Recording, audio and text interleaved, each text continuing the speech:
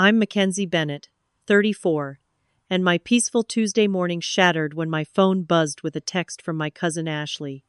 Perfect! Your mountain cabin is just sitting there. We're making it our summer home. The kids love it. My grandfather's handcrafted cabin, my most treasured inheritance, was being invaded without my permission. I stared at my phone, heart pounding, as pictures of Ashley's family lounging on my porch flooded in. This wasn't just trespassing, this was betrayal from my own blood. Before I dive into this crazy story, let me know where you're watching from in the comments. Hit that like and subscribe button if you've ever dealt with entitled family members. Trust me, you'll want to stick around to see how I handled this cabin invasion. To understand why Ashley's text felt like a knife to my heart, you need to know about the cabin and my relationship with my grandfather, James Bennett. We called him Papa James, a tall, weathered man with calloused hands and the gentlest smile you'd ever see. He built that cabin himself in the 1,970 nestled in the northern Michigan woods, about 6 hours from Chicago, where I now live. Every summer, from when I was 5 until I left for college, I'd spend at least a month at that cabin with Papa James. He taught me how to fish in the crystal-clear lake just a quarter-mile through the pines. I can still feel the cool morning mist on my face as we'd push his small rowboat from the dock at dawn, the water perfectly still, reflecting the fiery sunrise. "Patience, Mac," he'd whisper as we waited for the trout to bite. "Good things come to those who wait." In the evenings, we'd sit on the wide porch swing he'd crafted from oak, and he'd point out constellations in the unpolluted sky while telling me stories about my grandmother who'd passed before I was born. The cabin smelled of pine, coffee, and Papa James's famous sourdough bread that he baked in the old cast-iron stove. Inside, each piece of furniture told a story. The dining table where we'd play cards during summer thunderstorms was made from a massive maple that had fallen during a storm the year I was born. The bookshelves lining the living room walls were filled with classics he'd read to me before I could read myself. Even the rocking chair by the stone fireplace had a history. He'd made it while waiting for my dad to be born. When Papa James passed away 2 years ago at 92, I was devastated. During the reading of his will, I was surprised to learn he'd left the cabin to me specifically, not to be divided among the extended family. Mackenzie understood the soul of this place, his will stated. I trust her to preserve its spirit. Those words meant everything to me. But life got complicated after the inheritance. I received a major promotion at the marketing firm where I worked, which demanded even more of my already scarce time. Then my 5-year relationship with Michael ended when he accepted a job in Seattle without even discussing it with me. Between the heartbreak and the 60-hour work weeks, visiting the cabin kept getting pushed to someday soon. I paid the property taxes and insurance diligently. I hired a local handyman to check on the place monthly. But I hadn't set foot in it since Papa James's memorial service, when we'd scattered some of his ashes in his beloved vegetable garden. As for my extended family, the dynamics were always strained.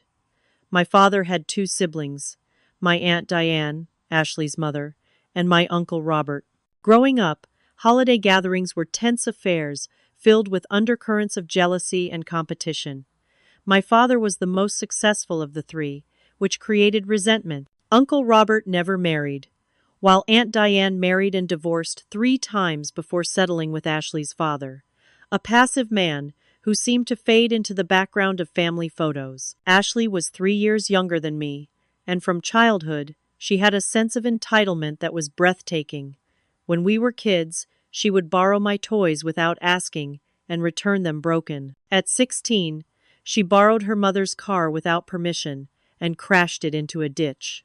As adults, she borrowed money from various family members that was never repaid. Now at 31, with her husband Brad and their 3 children, Tyler, 10, Madison, 8, and Logan, 5, she still hadn't outgrown this behavior.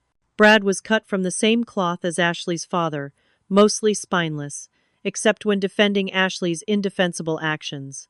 He worked sporadically in construction, but seemed to spend most of his time enabling Ashley's impulsive decisions. Their children, unfortunately, were following in their mother's footsteps, untamed, disrespectful, and with a shocking sense of entitlement for one so young. Just 3 months ago, at my cousin Rachel's baby shower, Ashley had cornered me by the dessert table.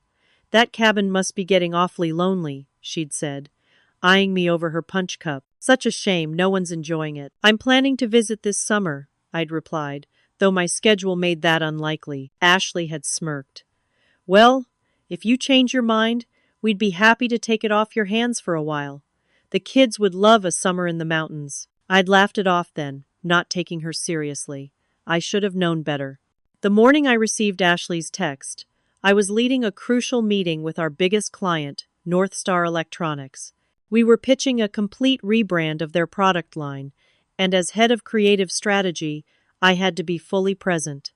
My phone kept vibrating in my pocket, but I ignored it until we took a 5-minute break. When I finally checked, I had 7 texts from Ashley. "Perfect! Your mountain cabin is just sitting there. We're making it our summer home. The kids love it. Tyler caught his first fish off the dock yesterday. We're thinking of painting the kitchen yellow. Hope that's okay. Brad's friend is coming over with his 4-wheeler tomorrow. The property has great trails." Each message was accompanied by photos. Ashley sprawled on Papa James's handmade porch swing, Brad grilling on a brand new barbecue they'd apparently installed, the kids running through the vegetable garden where Papa's ashes were scattered. The last photo made my blood run cold. The porch railing was broken, with splintered wood hanging precariously. In the background, I could see tire tracks cutting across what used to be a wildflower meadow. Empty beer cans littered the fire pit area. My hands shook as I excused myself from the meeting. In the hallway, I called Ashley immediately, only to be sent straight to voicemail. I texted back, "What are you doing at my cabin? You don't have permission to be there. Call me immediately." No response. I opened Facebook and was hit with dozens of photos Ashley had been posting for what appeared to be days. "Summer escape to our mountain paradise," read one caption. "So blessed to have this family getaway," said another. In the comments, friends were asking how they'd afforded such a beautiful cabin, to which Ashley replied, "Family perks," with a winking emoji. I closed my office door and called my best friend Rachel, who had known my family for decades. "They've what?" Rachel exclaimed after I explained. "That's breaking and entering, Mac. That's literally a crime." "I know, but they're family," I said, my voice breaking. "I can't call the police on Ashley." "Why not?" Rachel demanded. "Being family doesn't give her the right to steal your property. How did they even get in?" I remembered the spare key Papa James always kept in a magnetic box under the back deck steps. He'd shown it to the whole family years ago during a reunion. "Mackenzie, listen to me," Rachel said firmly.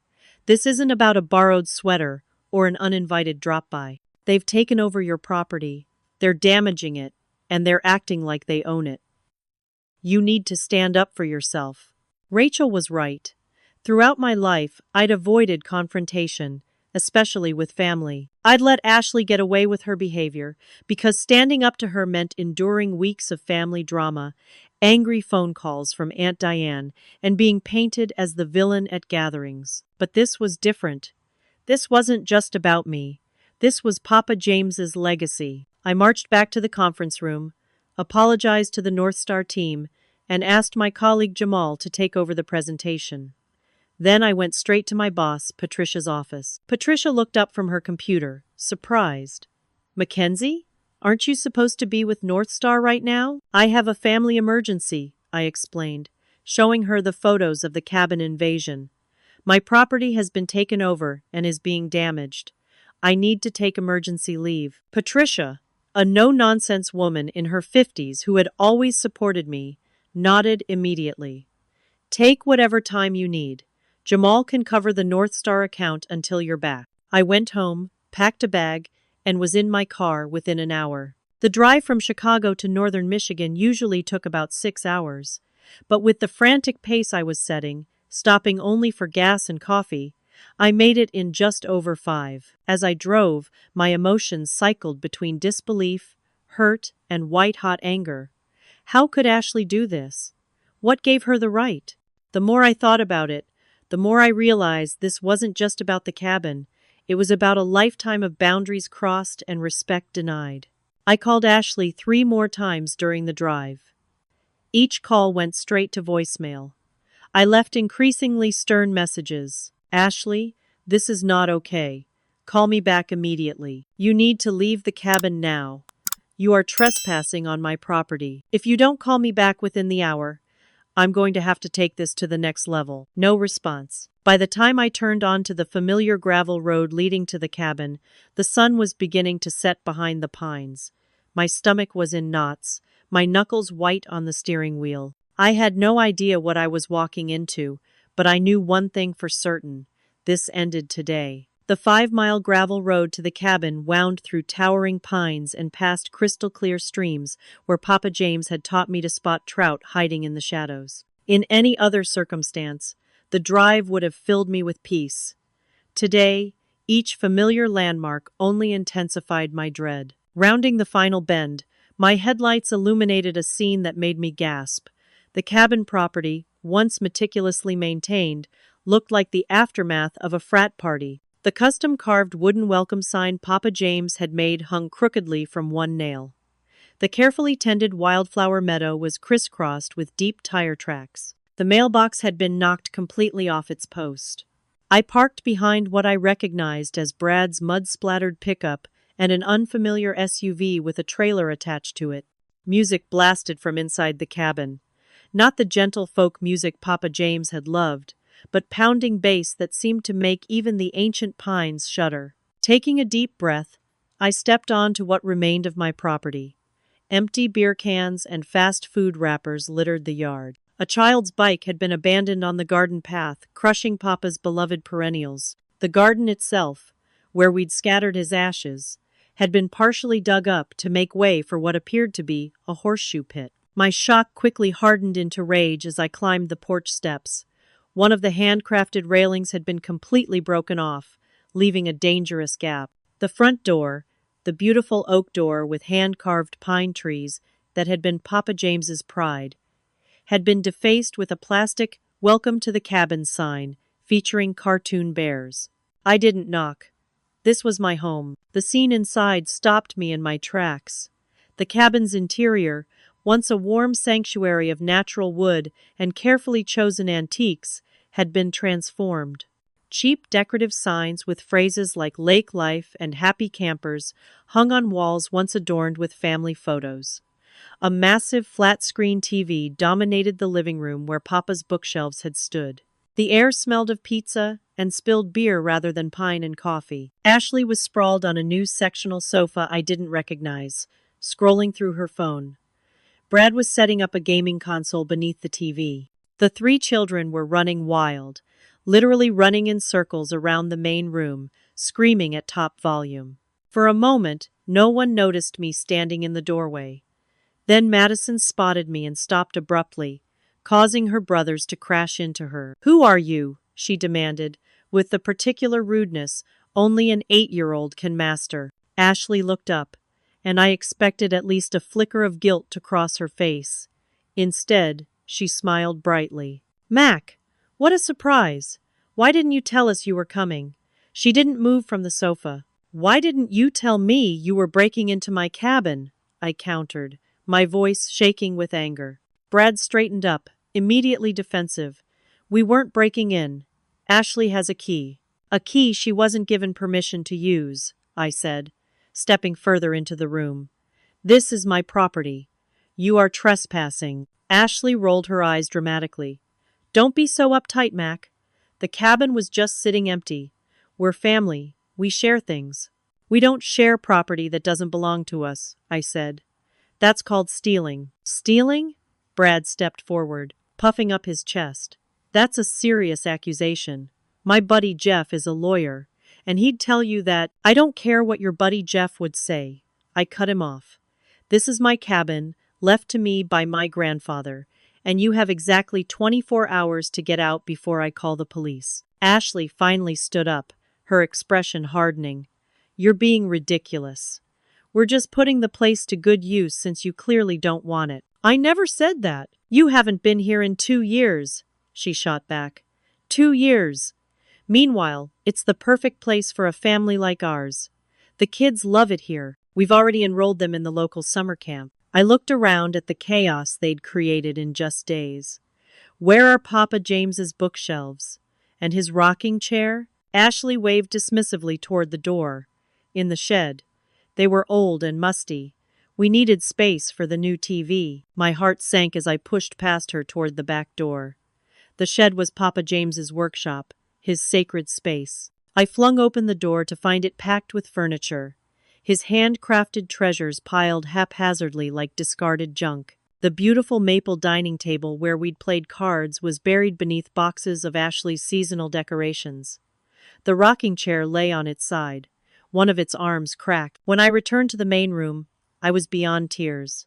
I was incandescent with rage. "Those pieces are irreplaceable family heirlooms," I said through gritted teeth. "Each one was made by Papa James." "They're just old furniture," Brad said with a shrug. "We brought much nicer stuff." "Nicer?" I gestured to the tacky sectional. "That particle board trash is not nicer than handcrafted hardwood furniture." Logan, the 5-year-old, chose this moment to run past me with a familiar object clutched in his sticky hands. Papa James's handcrafted chess set, the pieces now broken and incomplete. "Stop!" I cried, grabbing for the chess set. "That was special." "Don't yell at my son," Ashley snapped, pulling Logan behind her. "He's just playing. Children need to play, not with priceless family heirlooms." I was nearly shouting now. "You've been here, what, a week? And you've already damaged more than I can count. The garden, the porch railing, the furniture. We're making improvements," Brad insisted. "That railing was rotting anyway. It was hand-carved oak. It just needed oil." Ashley crossed her arms. "Look, I get that you're attached to this place because of Grandpa, but you're being selfish. You weren't using it. We are. The kids deserve a summer place. What they deserve is parents who teach them to respect other people's property," I fired back. "You know what?" Ashley's voice took on the martyred tone I knew all too well. "I think you're just jealous because we're a family, and you're all alone since Michael left you." The low blow hit its mark. I took a steadying breath. "I'm not discussing my personal life with you. I'm telling you that you have 24 hours to pack up and leave my property." Brad stepped closer, using his height to try to intimidate me. "And if we don't? This is a vacation area with squatters' rights laws. We've established residency in a week. Try again, Brad." "Me buddy Jeff says." "Your buddy Jeff isn't a real estate attorney," I interrupted. "And even if he was, he'd tell you that you're breaking the law. Now get out of my house." Ashley's face contorted with anger. "We're not going anywhere. You'll have to drag us out." "If that's what it takes," I said quietly, "then that's what I'll do." I turned and walked out, my whole body shaking. Behind me, I heard Ashley call, "You always were Papa's favorite. It's not fair that you got everything." The truth of her jealousy hung in the air like smoke. This had never been about a summer home. This was about a lifetime of perceived injustice, and my grandfather's cabin was just collateral damage. I sat in my car, hands trembling on the steering wheel, trying to process what had just happened. The confrontation had gone even worse than I'd feared. Not only were Ashley and Brad unapologetic about their invasion, but they were also claiming some sort of right to my property. And the damage they'd already done. To the heirlooms, to Papa James's garden, to the very soul of the place, was devastating. I couldn't stay at the cabin, not with them there. The thought of sleeping under the same roof as people who had so little regard for my feelings or my property was impossible. I started the car and drove back down the gravel road until I reached the main highway, then continued toward Pinecrest, the nearest town. The Lakeview Motel was exactly as I remembered it from childhood trips into town with Papa James for supplies.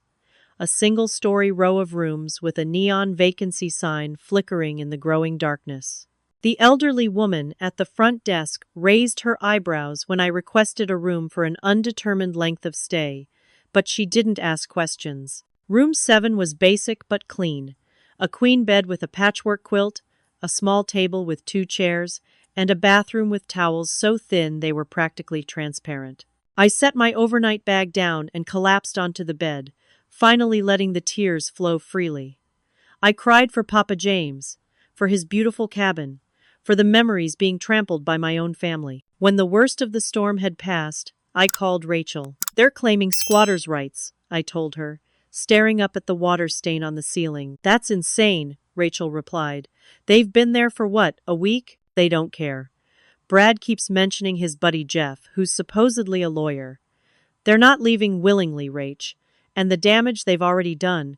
My voice cracked. Okay, first things first, Rachel said, slipping into problem-solving mode. You need a real lawyer, not Brad's drinking buddy. Do you want me to ask my sister? She's a paralegal at a firm that handles property disputes. 20 minutes later, I had the name and number of Lisa Morgan, a property attorney in Traverse City, about an hour from Pinecrest. Despite the late hour, I sent her an email explaining my situation, then forced myself to eat a granola bar from my travel bag. My phone rang just as I was about to try to sleep. It was my mother. Mackenzie, what's going on? She asked without preamble. Diane just called me, absolutely hysterical because you threatened to have Ashley and her family arrested. I should have expected this.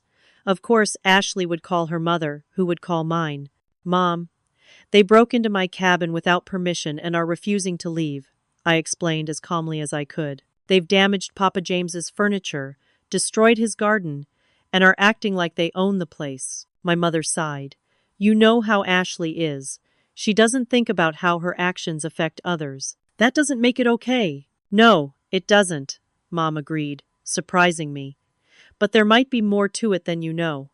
Diane mentioned that Ashley and Brad are having some serious financial problems. They declared bankruptcy 3 months ago after Brad's construction business failed. They lost their house. This was the first I'd heard of it.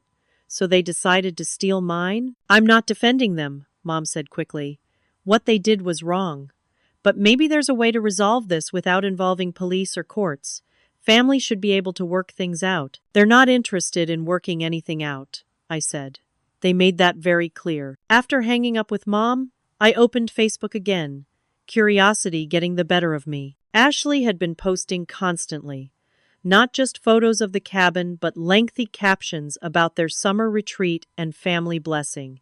In one post from 3 weeks ago, 3 weeks, she'd written, so grateful to cousin Mackenzie for offering us her beautiful cabin for the summer.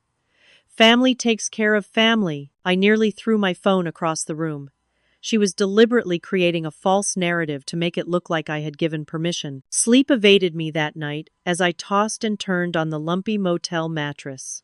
By dawn, I had received a response from Lisa Morgan, agreeing to meet me at 10 a.m. in her office. The attorney was a sharp-eyed woman in her 50s, who listened intently as I explained the situation, occasionally jotting notes on a yellow legal pad. Let me be clear about the facts, she said when I finished.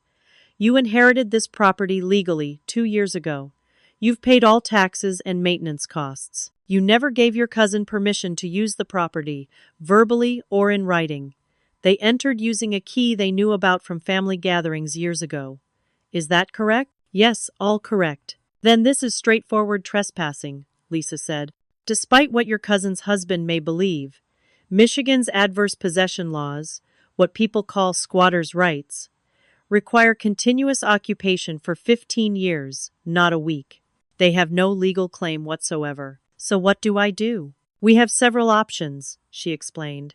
The most immediate would be to file a formal complaint with the sheriff's department and have them removed as trespassers. However, if they're claiming you gave permission, even falsely, the sheriff might consider it a civil rather than criminal matter, which means we'd need to go through formal eviction proceedings.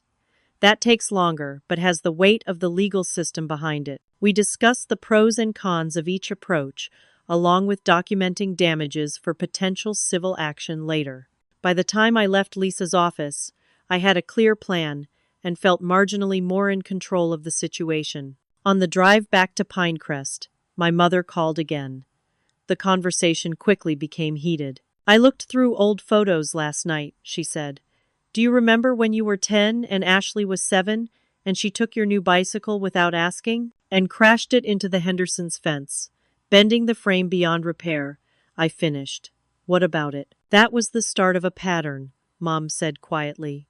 Your Aunt Diane and I were talking about it. Ashley has always taken things that don't belong to her, and we, the adults in her life, have always made excuses for her behavior.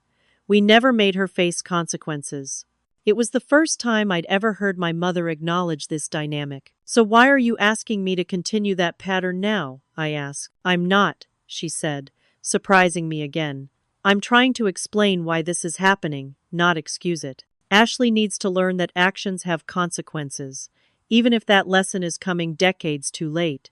By the time I reached Pinecrest, I had a text from Rachel with a link to Ashley's latest Facebook post. It featured a photo of their family in front of my cabin with the caption, "Some people only care about material things. So sad when family can't share blessings. Please pray for my selfish cousin who wants to evict children from their summer home." The comment section was filled with sympathetic responses. That's terrible. Some people are so greedy. Praying for you guys. She was weaponizing social media, painting herself as the victim and me as the villain. It was manipulation, pure and simple, and I recognized it as the same tactic she'd used our entire lives to avoid accountability. I scrolled through more of her recent posts and realized something I'd missed before. This wasn't a spontaneous decision to use my cabin. Ashley and Brad had been planning this for at least a month, posting about their upcoming summer retreat and making detailed plans for the space. The realization solidified my resolve. This wasn't a misunderstanding or an impulsive action. This was a calculated takeover of my property by people who knew exactly what they were doing. I drove back to the cabin, determined to try one more conversation before taking legal action. As Papa James always said, words should come before writs. Little did I know that the worst was yet to come. The next morning dawned clear and cool, the kind of perfect summer day that had made my childhood visits to the cabin magical. But there was nothing magical about the knot in my stomach as I drove back up the gravel road, Lisa Morgan's business card in my pocket like a talisman. I had spent the night mentally preparing for this conversation. I would be calm but firm. I would acknowledge their financial difficulties but make it clear that taking my property wasn't the solution. I would offer to help them find alternatives, perhaps even financial assistance for a security deposit on an apartment. But they needed to leave my cabin immediately and undamaged. What I wasn't prepared for was the scene that greeted me. The cabin's exterior was being transformed before my eyes. A man on a ladder was painting the once natural cedar, siding a bright Caribbean blue. Two more men were unloading furniture from a truck. New pieces that had nothing to do with the cabin's rustic character. I parked and walked quickly toward the painting crew. "Excuse me, what's going on here?" The man on the ladder looked down. "Morning, ma'am. Just giving this old place a makeover." Mrs. Williams said the natural wood was too dreary. Mrs. Williams. Ashley was using her married name to sound more authoritative. "I'm the owner of this property," I said firmly, "and I did not authorize this work." The painter looked confused. "Ma'am, we were hired by the people living here. They said they owned the place." "They lied to you," I said, trying to keep my voice level. "I'm Mackenzie Bennett. This property was left to me by my grandfather, and I have the deed to prove it." The workers exchanged uncomfortable glances. The painter climbed down from his ladder. "Look, we're just doing the job we were paid for," he said. "If there's some kind of dispute, you need to take it up with the people who hired us." "I intend to," I assured him. Inside, the transformation was even more shocking. The main living area had been completely rearranged. The walls, once adorned with Papa James's nature photographs, were now being painted a stark white. The hardwood floors were covered with bright area rugs. Even the stone fireplace wasn't spared. Someone had painted it white as well, obliterating the natural beauty of the river rock Papa had personally selected. I found Ashley in the kitchen, directing a worker who was installing what appeared to be new cabinet doors. "What the hell do you think you're doing?" I demanded, abandoning my plan for calm conversation. Ashley turned, momentarily startled, then quickly composed herself. "Updating this place. The dark wood was so depressing." "This isn't your place to update." I gestured wildly at the chaos around us. You need to stop this work immediately and get out. We're making improvements, Ashley insisted. You should be thanking us. Thanking you? For destroying my property? Brad appeared from the back bedroom, a paint roller in his hand. What's going on? Your wife is destroying my cabin, I said, turning to him. And you're helping her. I want all these workers out now. Calm down, Brad said dismissively. These improvements are increasing the property value. I don't want to increase the property value. I want my cabin the way Papa James built it. Ashley rolled her eyes dramatically. Always Papa James this, Papa James that. He's gone, Mackenzie. The cabin needs to join the 21st century. That's not your decision to make. I was practically shouting now. I came here to try one more time to reason with you, but clearly that's impossible. You have until tomorrow morning to get out, or I'm filing formal trespassing charges. Good luck with that, Brad scoffed. We've already got friends coming for the 4th of July weekend. We've invited half the neighborhood for a barbecue. The casual mention of hosting friends in my stolen home pushed me over the edge. You what? We're making friends in the area, Ashley said with a smirk. Becoming part of the community. Something you never bothered to do. I was speechless with rage. They weren't just squatting. They were establishing themselves as the owners in the eyes of the local community. Where are the rest of Papa James's things? I demanded, suddenly realizing I hadn't seen any of his personal items. We packed up all that old junk, Ashley said with a wave of her hand. It's either in boxes in the shed or we donated it. Donated? My voice rose to a pitch I barely recognized. Those weren't yours to donate. Ashley's 8-year-old daughter Madison chose that moment to run into the kitchen. Mom, Tyler won't stop throwing pine cones at me. Not now, honey, Ashley said. But Madison had spotted me. Oh, you're back. Are you leaving soon? Because I want to use your room for my dolls. My room? I echoed. The big bedroom, Madison said, as if explaining to someone very slow. Mom says we can paint it pink. The master bedroom, Papa James's room, with the handcrafted bed frame he'd made from a fallen birch, was now my room to this child? I pushed past Ashley and marched down the hallway. The bedroom door was open, revealing walls now painted a pale gray.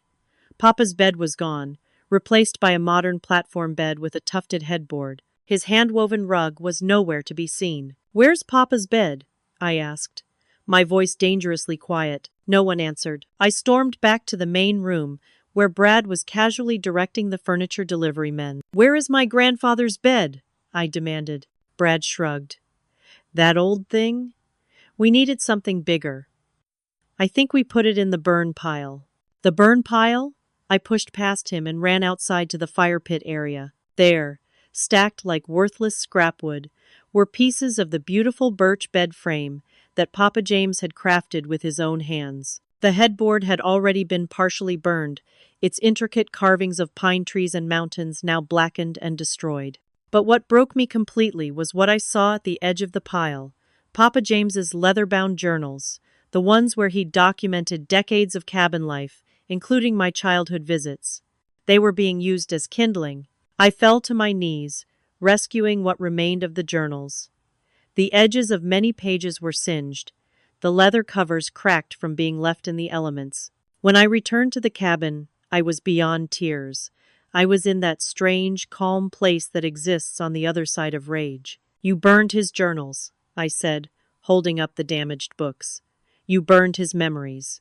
Our family history. For the first time, I saw a flicker of guilt cross Ashley's face. We didn't realize what they were, she said, a defensive note in her voice. They just looked like old books. Did you bother to open them? To read even a single page? Ashley didn't answer. Get out, I said quietly. Get out now. You can't just— Get out, I screamed, my composure finally shattering. Get out of my home! The workers had stopped what they were doing, clearly uncomfortable with the family drama unfolding before them. Let's take a break, guys, one of them muttered, and they filed out the front door. Brad stepped forward, his face darkening. You need to calm down. You're causing a scene in front of our kids. Your kids shouldn't be here in the first place, I shot back, clutching Papa's journals to my chest. You're teaching them it's okay to take things that don't belong to them. You're teaching them that other people's treasured possessions mean nothing. Those are just old things, Brad said dismissively. Things can be replaced. Not these things. My voice broke. Each piece was crafted with love by a man who put his heart into this place. Each memory recorded in these journals is irreplaceable. I moved toward the bookshelf where I'd spotted some of Papa's remaining books. I'm taking these with me now, before you destroy them too. Brad stepped in front of me, using his larger frame to block my path. You're not taking anything. This is our home now. Move out of my way, Brad. Or what? He challenged, stepping closer. What are you going to do, Mackenzie? Call Mommy? Call the police? No one's going to make us leave our home. I tried to step around him, but he shifted, maintaining the blockade. When I reached for a book on the shelf, he put his hand on my arm, not quite grabbing, but a clear warning. Don't touch me, I said, yanking my arm away. Then don't touch our stuff, he retorted. Our eyes locked in a silent battle of wills. I realized in that moment that Brad wasn't just enabling Ashley's behavior, he was equally invested in this takeover. They truly believed they had a right to my property. With Papa's damaged journals clutched to my chest, I backed toward the door. This isn't over, I promised. Not by a long shot. Once in my car, I called the local sheriff's department. 20 minutes later, I met Deputy Wilson in the motel parking lot and explained the situation. He was a middle-aged man with kind eyes and a no-nonsense demeanor. Ma'am, do you have proof that you own the property? He asked. I pulled up the deed on my phone and showed him. And you never gave them permission to stay there? Absolutely not. Deputy Wilson nodded. Then this is a clear case of trespassing. I'll accompany you back to the property and document the situation. The sight of the patrol car pulling up behind my sedan as we approached the cabin gave me a grim satisfaction. Ashley and Brad emerged onto the porch, their expressions shifting from confusion to anger when they spotted me. What's going on here? Brad demanded. Deputy Wilson stepped forward. I understand there's a property dispute. There's no dispute, I said firmly. This is my cabin. They are trespassing. We live here, Ashley protested. Mackenzie's just jealous because we're fixing up the place. Do you have any documentation showing your right to occupy this property? The deputy asked them. Brad and Ashley exchanged glances. We have a verbal agreement, Brad claimed. Mackenzie said we could use the place. That's a lie, I stated flatly. Deputy Wilson sighed. Without documentation from either party regarding permission, and with Miss Bennett holding a clear deed to the property, this appears to be a civil matter. However, he turned to Ashley and Brad. I'm officially documenting that you have been informed you are occupying this property without the owner's consent. This documentation will be used in eviction proceedings. He handed them an official notice of trespassing. Miss Bennett has the legal right to pursue formal eviction.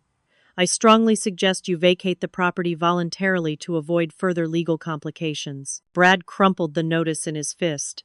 This is ridiculous. We're not going anywhere. That's your choice, the deputy said calmly. But be aware that formal eviction will appear on your credit record and can affect your ability to rent in the future. Are you threatening us? Ashley demanded, her voice rising to a pitch that made nearby birds scatter from the trees. No, ma'am. Just explaining the consequences of your choices. With the deputy as witness, I was allowed to enter the cabin and document the damage with photographs and video. Ashley followed us from room to room, offering justifications for each improvement they'd made. The old furniture was musty. The walls were too dark. The kitchen was outdated. I said nothing, just methodically recorded everything with my phone camera. The deputy took his own notes, occasionally asking clarifying questions about what had been changed or removed. When we reached the shed, I gasped aloud. Papa James's carefully organized workshop was in complete disarray. Tools that had been meticulously arranged on pegboards were now tossed haphazardly in boxes. The workbench where he'd taught me to sand wood was buried under plastic storage containers filled with Ashley's seasonal decorations. And in the corner, partially hidden under a tarp, I spotted the remains of the beautiful maple dining table. now with deep scratches across its once perfect surface. "This is criminal damage to property," Deputy Wilson said quietly, adding more notes to his report. When we finished the documentation, the deputy served Brad and Ashley with an official notice of trespassing and intent to evict. "You have 48 hours to vacate voluntarily before formal eviction proceedings begin," he informed them. Ashley's face contorted with rage. "You can't do this to us. We have nowhere else to go. What about our children?" "You should have thought about your children before you broke into someone else's property," I said, finally finding my voice. "Before you destroyed family heirlooms and burned irreplaceable memories." Ashley turned on me, tears streaming down her face. "You always were the favorite. Always perfect Mackenzie who got everything handed to her. This isn't fair." "Fair?" I echoed in disbelief. "Was it fair to take my property without asking? To destroy Papa James's handcrafted furniture? To burn his journals?" "We're family!" she screamed, as if that explained and excused everything. "Family is supposed to help family. Family doesn't steal from family," I replied quietly. "Family asks for help when they need it. They don't take what isn't theirs." As the deputy and I walked back to our vehicles, Ashley continued to scream from the porch, her words becoming increasingly incoherent and threatening. The last thing I heard as we drove away was her shrill voice promising, "You'll regret this, Mackenzie. You'll regret the day you chose things over family." But I didn't regret it. For the first time in my life, I was standing up for myself against the family members who had always taken advantage of my reluctance to cause conflict. And it felt right. The next morning, I met with Lisa Morgan again to file formal eviction papers. With the deputy's documentation and my own photos and videos, we had ample evidence of trespassing, unauthorized alterations to the property, and destruction of personal belongings. "This is one of the clearest cases I've seen," Lisa said as she reviewed our paperwork. "They have absolutely no legal right to be there. The judge will almost certainly rule in your favor, especially given the documented damage." "How long will it take?" I asked, anxious to reclaim my property before more damage could be done. "Typically, eviction proceedings can take anywhere from a few weeks to a couple of months," she explained. "But given the clear circumstances and documentation, we might be able to expedite the process." As Lisa filed our paperwork at the county courthouse, my phone buzzed with notifications. Ashley had escalated her social media campaign against me, posting tearful videos about how her heartless cousin was trying to make her family homeless. "We just wanted a fresh start," she sobbed in one particularly dramatic clip. "We improved the old cabin, and this is how she repays us. Please share to help us fight this injustice." Her friends, and even some of our extended family members, were commenting with messages of support for her and condemnation for me. Aunt Diane had shared the post with a lengthy addition about how I was tearing the family apart and dishonoring Papa James's memory by not sharing the cabin. The irony was breathtaking. I called Rachel, who had been monitoring the social media situation. "It's getting ugly, Mac," she warned. "Ashley's really playing up the homeless family with children angle. She's even started a GoFundMe for legal expenses. She's trying to profit from stealing my property," I said, unsurprised but still disappointed. "Classic Ashley. Some of the family is starting to call me, asking why you're being so cruel," Rachel continued. "I've been setting them straight, but Ashley's version of events is spreading faster than the truth." "Let them believe what they want," I said, a new resolve strengthening my voice. "I know what really happened. I know what Papa James would think of someone destroying his life's work." That evening, my phone rang with a call from an unknown number. Against my better judgment, I answered. "You bitch," Brad's voice slurred through the speaker. "You think you can just throw us out on the street? We know our rights." "Brad, you're drunk. This conversation isn't helpful." "Don't tell me what's helpful," he shouted. "We've got kids. Where are we supposed to go?" "That's not my problem," I said firmly. "You created this situation when you broke into my property without permission." "We're filing a countersuit," he threatened. "Jeff says we can claim adverse possession." "Your buddy Jeff is wrong. Call me when you have a real lawyer." I hung up, then immediately called Lisa Morgan to report the threatening call. She advised me to document any further contact and suggested we file for a restraining order given Brad's aggressive behavior. The next day, we did exactly that, citing the threatening call and Ashley's increasingly hostile social media posts, some of which were veering into territory that could be interpreted as threats. "If something happens to that precious cabin while we're gone, don't blame us," one of her posts had ominously stated. Throughout this process, I was surprised to receive a call from my mother. "I've been talking with Diane," she began, and I braced myself for another attempt to get me to back down. "Instead," she said, "I told her that Ashley has gone too far this time and that I support your decision to evict them."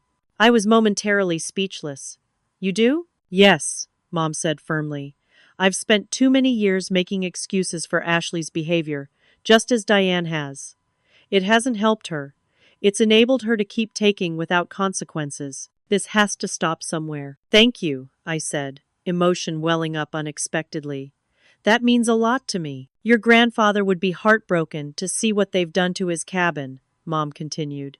"He left it to you because he trusted you to preserve it, not because he played favorites, as Ashley claims. He knew you understood what made that place special." For the first time since this ordeal began, I felt the full support of at least one family member, and it strengthened my resolve to see this through. 3 days later, Lisa Morgan called with news. "The judge has reviewed our emergency filing and scheduled a hearing for tomorrow morning. Given the documentation and the restraining order, he's treating this as a priority case." The courthouse was an imposing brick building in the center of Traverse City. I dressed in my most professional attire, the same suit I wore for major client presentations, and met Lisa on the courthouse steps. "Are they here?" I asked, scanning the area for Ashley and Brad. "No sign of them yet," Lisa replied. "But they were properly served with notice of the hearing, so their absence won't stop the proceedings." We were seated in the courtroom when Ashley and Brad finally arrived, looking disheveled and unprepared. Ashley had clearly been crying, her mascara smudged, while Brad wore jeans and a wrinkled button-down shirt, hardly appropriate courtroom attire. To my surprise, a man in a slightly better-fitting suit accompanied them, presumably the infamous Buddy Jeff, finally making an appearance.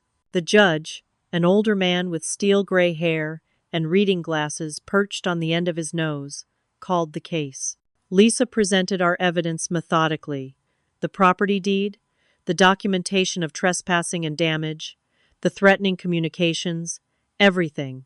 When it was the defense's turn, Jeff, who introduced himself as Jeffrey Powell, a general practice attorney from Ashley and Brad's hometown, attempted to argue that there had been a verbal agreement allowing them to use the cabin. "Your Honor, my clients were under the impression that Miss Bennett had offered them use of the property, as evidenced by their social media posts announcing their stay weeks in advance, which Miss Bennett never objected to." The judge peered over his glasses.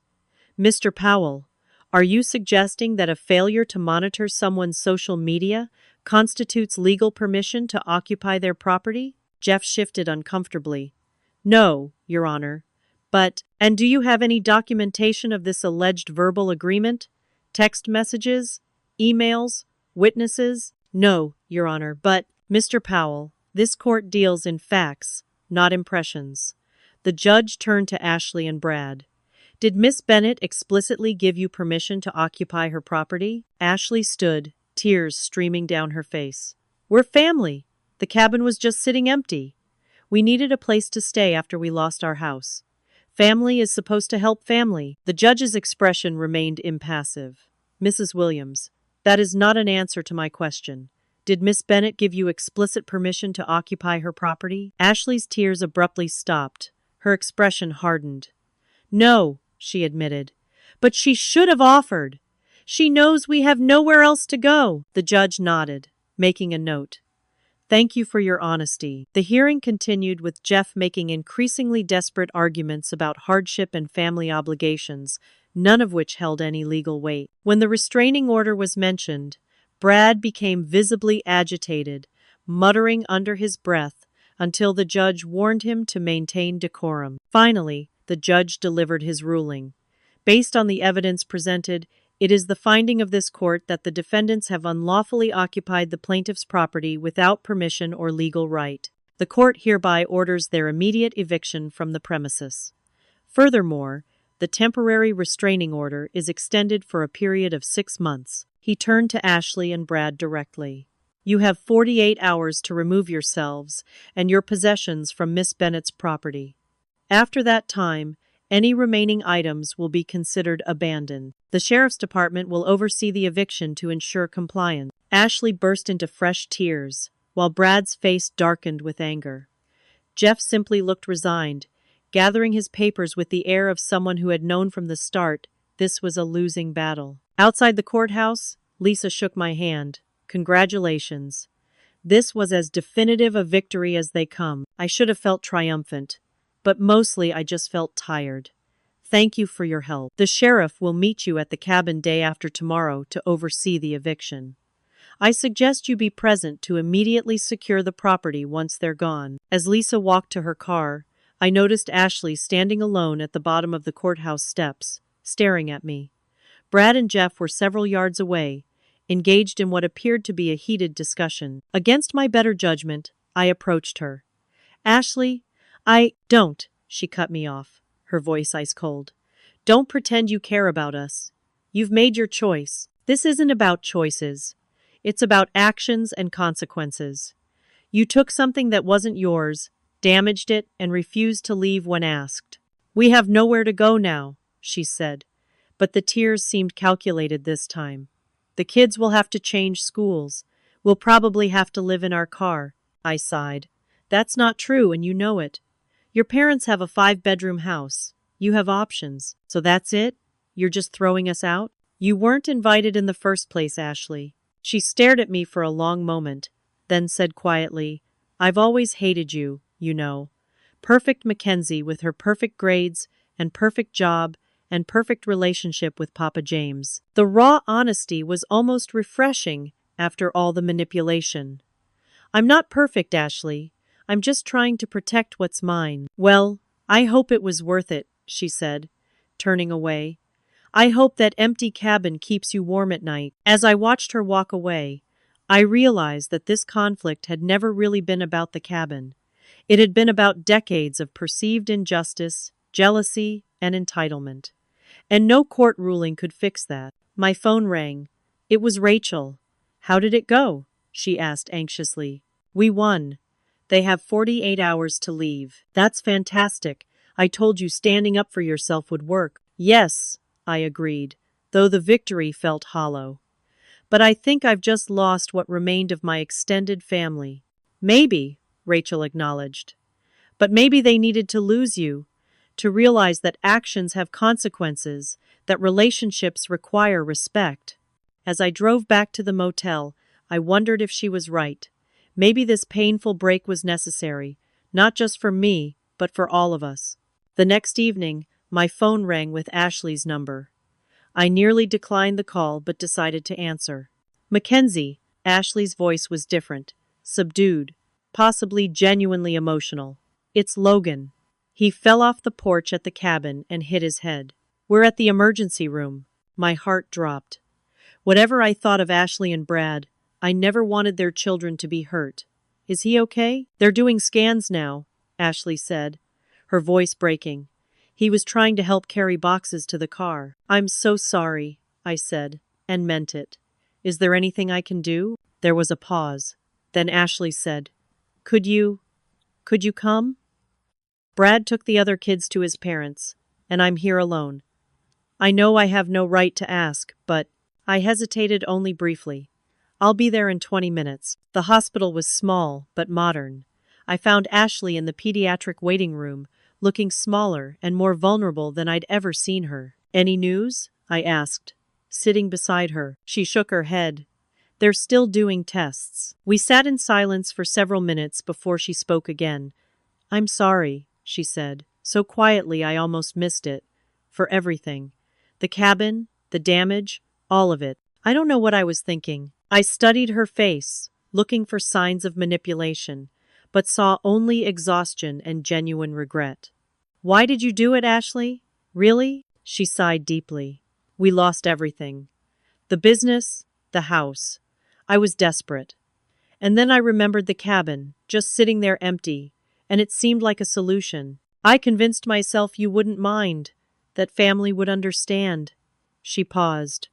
But the truth is, I was jealous. I've always been jealous of what you had with Papa James, of how he looked at you with such pride. I thought if I had the cabin, I'd have a piece of that too. Before I could respond, a doctor appeared. Mrs. Williams? Logan's going to be fine.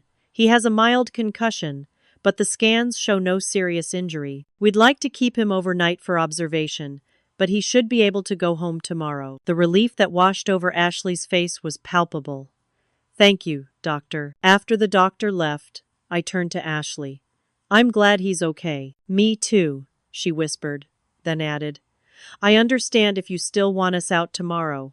We'll figure something out. I took a deep breath. The eviction stands, Ashley. You need to be out by tomorrow evening. But, I hesitated, then continued, I can help. Financially, I mean. For a security deposit on an apartment. She looked up, surprise evident in her reddened eyes. Why would you do that?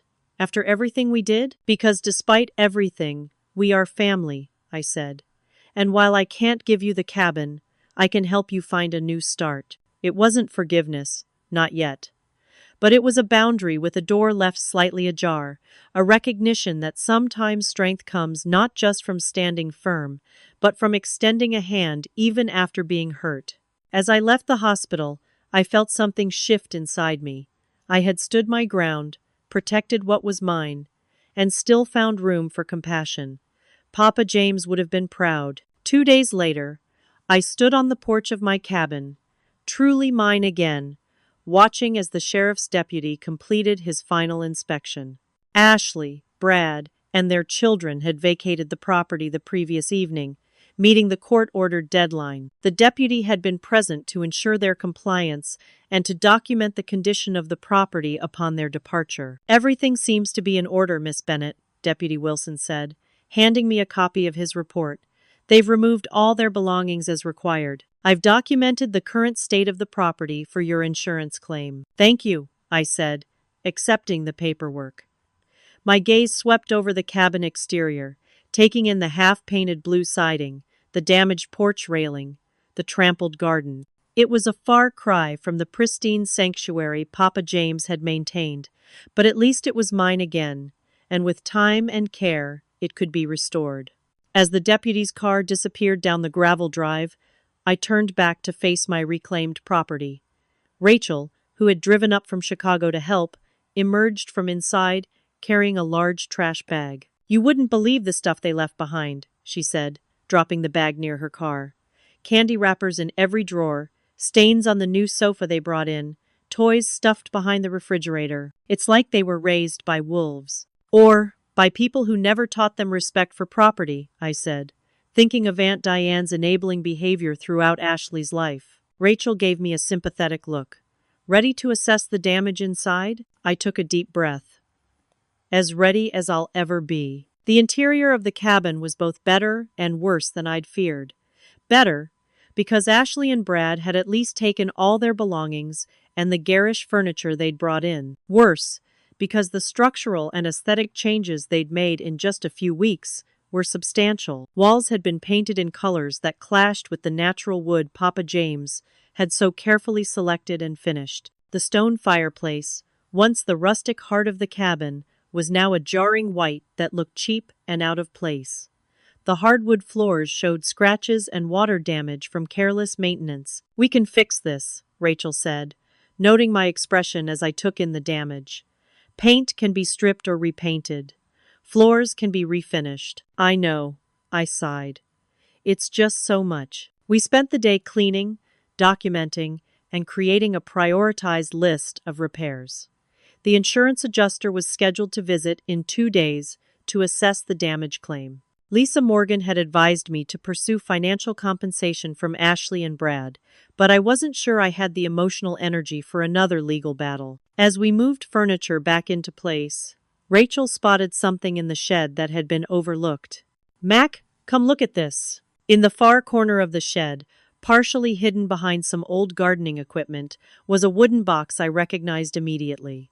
Papa James had crafted it from cherry wood as a place to store his most treasured photographs and mementos. With trembling hands, I lifted the lid.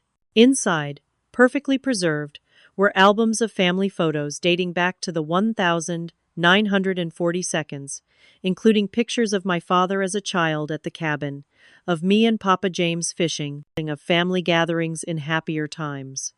There were also bundles of letters, Papa's discharge papers from the army, and a small velvet box containing my grandmother's wedding ring. They didn't find it, I whispered, tears welling in my eyes. This is everything. Rachel squeezed my shoulder. He must have hidden it well, or they just didn't bother to look through what they considered old junk, I said, carefully returning the precious items to the box. That night, after Rachel had gone to sleep in the guest room, I sat on the porch with one of Papa James's photo albums, a flashlight illuminating images from decades past. There was a photo of him standing proudly in front of the newly built cabin, my grandmother beside him with her arm around his waist. There was my father as a teenager, helping to install the porch railing that Ashley's family had broken. And there were countless photos of me, fishing, helping in the garden, reading on the porch swing, growing from a gap-toothed child to a college graduate. In each photo, the love between us was palpable.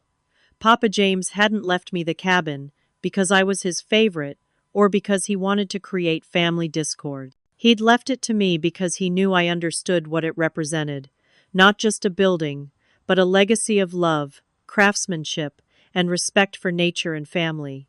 The next morning, I received a call from my mother. "How are things at the cabin?" she asked. "Damaged, but fixable," I replied. "I'm making a list of repairs and restorations." "I've been thinking," she said hesitantly. "What if I came up to help for a few days? I'm not much of a handy woman, but I can paint and clean." The offer surprised me. My mother had rarely visited the cabin, even when Papa James was alive. She'd always claimed allergies to the country air, though I suspected the real issue was the complicated relationship she'd had with her father-in-law. "I'd like that," I said, genuinely touched. "There's plenty of room." Mom arrived the following day, bearing supplies from the hardware store and groceries for the week. As we worked side by side, stripping the white paint from the stone fireplace, she opened up about the past in ways she never had before. "Your grandfather and I never really understood each other," she admitted, carefully scrubbing at the painted stone. "He thought I took your father away from the country life he'd planned for him. I thought he was too set in his old-fashioned ways. But watching you with him," she paused, eyes distant with memory, "that was something special. You two spoke the same language somehow." "I miss him," I said simply. "I know you do, honey." She focused on a particularly stubborn spot of paint. "And I'm sorry about what happened with Ashley.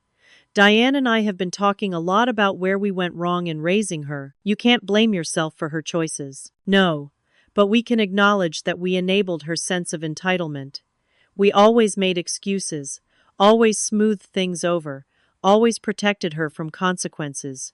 She sighed deeply. "That didn't do her any favors in the long run." Over the next few days, a steady stream of more supportive family members came to help with the cabin restoration. Uncle Robert arrived with his toolbox and expertise in carpentry, offering to rebuild the damaged porch railing using some of Papa James's techniques. My cousins on my mother's side drove up for a weekend of painting and garden restoration. Even some of the cabin's neighbors, who remembered Papa James fondly, stopped by with offers of help and home-cooked meals. Gradually, the cabin began to return to its former self, or rather, to a new version of itself that honored Papa James's vision while incorporating subtle updates that made it more functional for modern life. I decided to keep some of the changes Ashley had made. The updated kitchen appliances were actually an improvement, while reverting others back to their original state. As for Ashley and Brad, I maintained the boundaries I had set while keeping the door open for eventual healing. I followed through on my offer to help with a security deposit for an apartment, sending the money through my mother to avoid direct contact while the emotions were still raw. Ashley sent a brief but seemingly genuine thank you note, along with a formal apology letter her therapist had apparently encouraged her to write. According to my mother, Ashley and Brad were in counseling, both as a couple and individually, working through the issues that had led to their financial troubles and the cabin takeover. The children were adjusting to their new school, and Brad had found steady work with a construction company. It would be a long road back to trust, but they were taking the first steps. 3 weeks after reclaiming the cabin, I was finally able to spend a weekend there alone. I sat on the newly rebuilt porch swing as the sun set behind the pines, Papa James's journal open on my lap. I'd been rereading his entries from the summers of my childhood, smiling at his observations about my growing skills as a fisherman and his pride in teaching me to identify wildflowers and bird calls. One entry in particular had caught my attention. Written the summer I turned 15, when I'd stood up to a local bully who was throwing rocks at a nesting loon, it read, "Watched Mackenzie today, standing her ground for what's right. Not backing down even when it would have been easier. She's got a strength in her that reminds me of her grandmother. Not loud or showy, but solid as these mountains. When the time comes, she'll know how to protect what matters." Papa James had seen something in me that I hadn't fully recognized in myself until now. The ability to stand firm in defense of what I valued, to set boundaries even when it was painful, to protect a legacy, not just of property, but of principles. In standing up to Ashley and Brad, I hadn't just reclaimed a building. I'd reclaimed my own power and, in a way, honored what Papa James had always believed about me. That night, I slept in the cabin for the first time in over 2 years. The familiar creaks of the old timbers settling, the whisper of wind through the pines, and the distant call of a loon on the lake wove together in a lullaby that felt like coming home. In the months that followed, I restructured my work schedule to allow for regular visits to the cabin. I began hosting small gatherings for friends, sharing the magic of the place that had shaped me. I started a journal of my own, documenting the continuing restoration and the new memories being created. And slowly, cautiously, I began to rebuild connections with the family members who had supported Ashley's takeover, but who now recognized the harm they had enabled. Some relationships would never be the same, but others grew stronger through honest conversations about boundaries, respect, and accountability. The cabin that had been the center of such conflict became, once again, a place of healing, not just for the property itself, but for the tangled family dynamics that had led to the crisis. As Papa James had written in his final journal entry, "In the end, a home is not measured by the strength of its walls, but by the strength of the boundaries we set around it. Love without respect is like a house without a foundation. It cannot stand the storms that will surely come." I had weathered this particular storm and emerged stronger, wiser, and more deeply connected to the legacy my grandfather had entrusted to me. The cabin was more than just a building. It was a reminder that sometimes protecting what we love means having the courage to say no to those who would take it for granted. What about you? Have you ever had to stand up to family members who crossed important boundaries? How did you balance protecting yourself while still leaving room for healing? Share your experiences in the comments below. If this story resonated with you, please like, subscribe, and share with someone who might need to hear that it's okay to protect what's theirs. Thank you for listening to my journey. And remember, sometimes the greatest act of love is setting clear boundaries.